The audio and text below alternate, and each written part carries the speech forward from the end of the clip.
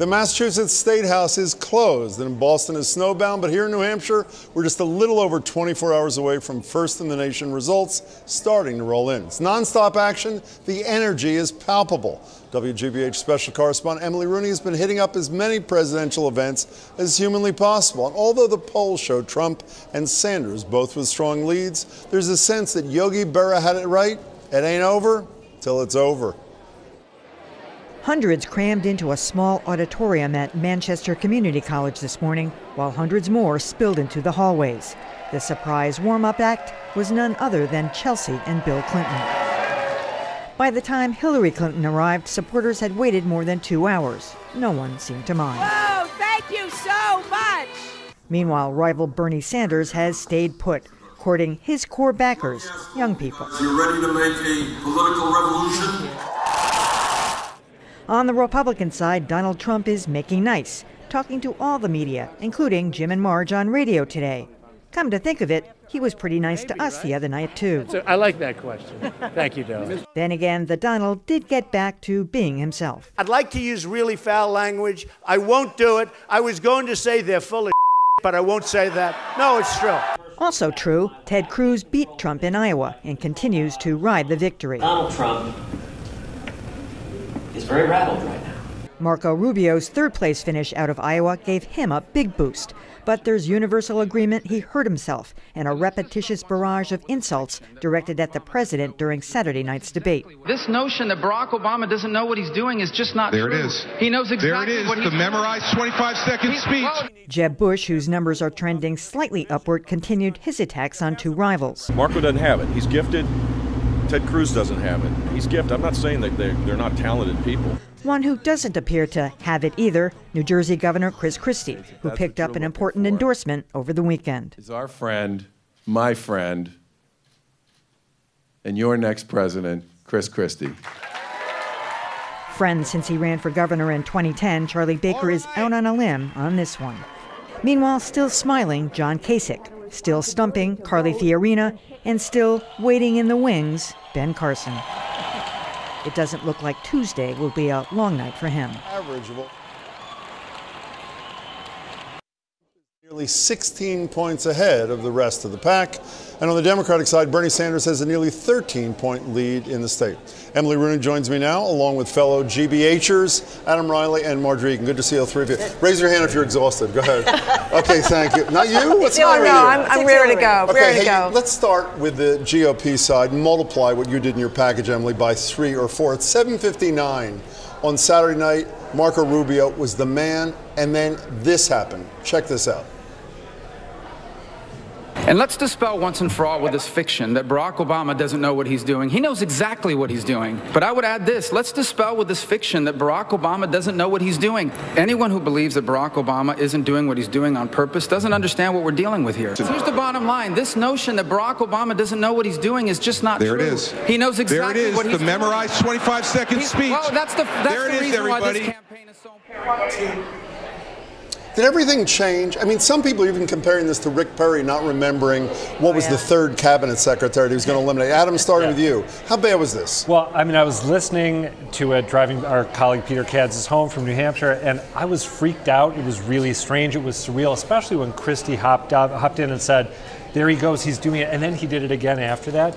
I think the huge question is whether this was sort of a protracted brain freeze or whether Rubio has some kind of great secret polling data that shows that every time he casts Barack Obama as this sort of evil genius, his numbers go up. And I think that's a possibility. I don't think he would have repeated it this way unless he was convinced this was a winning line of argument. Does it hurt him? I don't know, but the last couple of days he had to change his venues because there were so many people who wanted to get in there to see them that he had to cancel events and make bigger places. But he's the only candidate that was in the top tier that actually started trending downward. So I would say yes, it did hurt him. I'm going to ask you the same question 4 times in a row and see how that works. What do you think of this thing? I thought it was totally bizarre, and we don't have an explanation for it yet. And there are these moments where you see something that is so crazy. You think, did he just lose his train of thought? Was he totally intimidated by Christie bashing him all the time?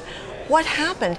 And along with the way he looks, which is like he's about 12 years old, I think it did hurt him. Whether it's long term, whether he will recover, I don't know, but it gave me the creeps. You know, one thing I should have mentioned is that he's apparently been using this line on the stuff. I mean, he hasn't retired it. He's kind of doubling down with it. So whether he's trying to make lemonade out of lemons, yes, he's doing it here. That's why Christie kept saying it. That's his stump speech. That is what he says. Right. Okay, speaking of Christie, let's move on here for a second. Emily brought you a little bit of Charlie Baker's endorsement. Let's bring you a little bit more, followed by Governor Christie's reaction to the endorsement this morning in the lobby. Here it is. This is a man who understands how to lead. He understands how to set an agenda and a vision and a course and go somewhere with it. Governor Baker's endorsement once again tells people that you want folks who've actually accomplished things to come and be our nominee and ultimately be our president. And Charlie Baker's endorsement means a lot to me. Everybody wanted it, and I got it. Question here is easy. Why? Why did Baker do this? The guy's almost at the bottom in the polls. He's seen by many people as almost the anti-Baker in a lot of ways. He's bullyish. Why did he do this? I don't think it's a big deal. I think it might help Christie a little bit because Charlie Baker is so popular. Yeah, but why did Baker do it, whether it helps or not? Well, maybe he did it because they've been friends for a long time. He said how he can't stand basically Trump and Cruz. Are there 11 million reasons some people think the Republican governors insist? I think it could just be out of friendship, out of loyalty, and he sees him as a centrist, and he just maybe wanted to help out a buddy. Why do you do it, Emily? I'll tell you why, because Chris Christie back in 2010, when Charlie Baker ran for governor the first time, was one of the most popular governors in the entire country. That's a good point. And he endorsed Charlie Baker. He came to town, came to those big Chris Egan fundraisers. He was a big name in Boston. We were all running around trying to get him. He did Charlie Baker a bunch of favors. So you think it's a loyalty kind of thing? Definitely. Payback. I mean, payback in the best sense of the word, not the worst. Yes. All right, I got more of a conspiracy theory, but first I need to point out that the irony here is that Charlie Baker allegedly lost to Deval Patrick because he acted too much like Chris Christie in that campaign. That's a wonderful point. Which is, sort of worth pondering. Here's the best explanation that I've heard.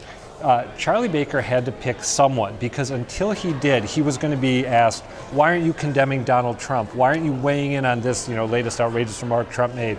He picks Chris Christie. As you noted, Christie's far down in the polls. It's probably not going to be a real factor in the race. So he's done with that. He doesn't have to answer to anything going on in the Republican race. He would tell us on the radio every For month, exactly the reason I said, because my otherwise, state's standing with the Republican who's president. Because otherwise, the next time you guys had him on and Donald Trump had said, whatever, we need to waterboard everybody who thinks I'm a bad candidate or something like that, you would have asked Baker about that, and he would have had to answer for Trump. Now he doesn't. So what, says him? Let's move to the Democratic side if we can. Here is Bill Clinton in 2008 talking about Barack Obama, the candidate, followed by Bill Clinton talking about the current opponent of his wife. That would be Bernie Sanders. Here it is. Give me a break. This whole thing is the biggest fairy tale I've ever seen. Jesse Jackson won South Carolina twice in '84 and '88. And he ran a good campaign, and Senator Obama's run a good campaign. He's run a good campaign everywhere. This health care thing, for 20 years, Hillary's opponent had a different plan, which he called single payer, but it was really 51 payers because the states had to pay 14% of it. When you're making a revolution, you can't be too careful about the facts. You're just for me or against me. Okay, Democrats are split on this, maybe depending on your candidate. Half of the people I spoke to today said it's 2008 redux, he's going to hurt his wife again. The other half I've spoken to said it is about time that Bill Clinton said what needed to be said. Marjorie Egan, who's right? Well, I don't think he needs to be bashing women who are interested in Bernie Sanders instead of his wife. I think that was pretty bad. It's hard to say because there was almost a poignancy to his being out there at that junior high school in Milford. It wasn't that full. You thought this is like the big rock star candidate, the second coming in presidents. Who's that help? Well, I just thought. You mean a husband standing by his. I'm just saying that there was something almost a little bit sad about it. Whether it hurts her or helps her, I think bashing this woman hurts her. I don't know if it helps her. Campaigns love sad, by the way. That's huge. What do you think, Emily? I was going to say that I was at the event today, and Chelsea and Bill were both there as the warm-up act. Chelsea was fantastic, and she talked about her mother in very, warm, personal terms. Did you criticize Sanders at all? No. And then Bill got up Not a word about Sanders. Bill didn't say anything about Sanders either. He was terrible, though. I mean, you made the first. How? Terrible. He was so downbeat and monotone, and once again, way too long, and kind of went into a wonky history about Hillary. But it wasn't personal at all, you know. Is this 2008 redux? I mean, there are. I mean, it was much more intense, I think, at least so far in the Barack Obama days. It was, although I think it's ramping up. I think a big difference is that in 2008, Bill Clinton still had his fastball, and I saw him make his first appearance for the campaign this season, and it was clear he didn't. He's not energetic. He's not as charismatic as he used to be. I also but think the criticism is not Donald Trump's of Jeb Bush. It's not that, that Bill Clinton is low energy. No, the criticism is should he be I'm saying Sanders? I think that might be one reason that it hasn't taken on the edge yet. Exactly. But I would just add that I think this is disastrous because all the pushback that you're hearing from Clinton right now, whether it's Madeleine Albright, the former Secretary of State, saying there's a special place in hell for women who don't help other women, or Gloria Steinem saying that young female Sanders backers want to meet boys and that's why they're doing it. It radiates this sense of entitlement on the one hand, when it comes to Hillary Clinton, and this contempt for the people who are who have the temerity to back her opponent. And I think the longer that goes on, the worse it's going to be for Hillary Clinton. We're going to play all that sound in a minute. Final thought. One thing that I think does hurt her, if he looks like he indeed has lost his fastball. A lot of people aren't really crazy about Hillary. Think, well, we get the twofer here. In reverse, we get the Bill Clinton that could be her wise advisor and counsel in the White House. And if he's lost his fastball, there goes that idea. Have a second person behind the scenes helping you. Can I say one quickly? I was just say agree with what Adam said, because he doesn't have that edge anymore. It's sort of hard to hear what he's saying, so his complaints don't register the same way. And I don't want you three to lose your edge. Double espresso. Repeat after me. Adam, How many Emily, times Mark, do we have to repeat great to it? see you. See you a little bit later. Thanks so much.